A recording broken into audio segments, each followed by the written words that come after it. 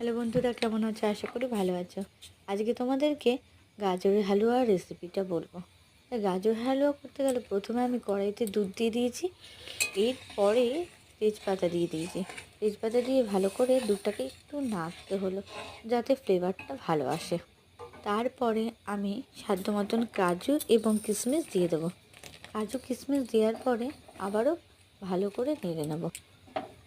কাজু কিশমিশ তো দেওয়া হয়ে গেছে, দুধটাও ভালো করে জাল হচ্ছে।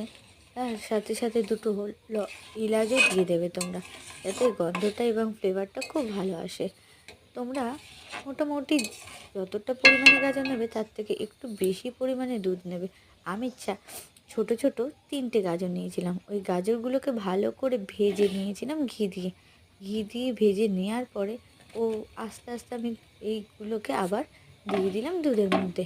দুধে দেওয়ার পরে দেখো কালারটা কেমন আসছে, পুরো অরেঞ্জ কালার এসে গেছে। এর মধ্যে তোমরা কেশরও দিতে পারো, যদি কেশর কেউ দিতে চাও। ভালো লাগবে, এতে কোনো খারাপই লাগবে না। তোমরা যা সাধ্য মতন চিনি ইউজ করতে পারো অথবা গুড়, কিন্তু গুড়টা দিলে কালারটা অন্যরকম চলে আসবে, তো চিনিটাই বেটার। তাতে যদি রেসিপিটা অবশ্যই ভালো লেগে থাকে তো তোমরা কিন্তু কমেন্ট করে আমাকে জানিও। দেখো ভালো করে এরপরেও আমি নেড়ে নিলাম। নেড়ে নিয়ে যতটা ঘন হবে ততই কিন্তু ভালো হবে আর খেতেও টেস্টি হবে।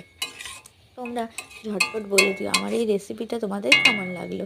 অবশ্যই কমেন্ট করে জানিও আমার এই রেসিপিটার কথা।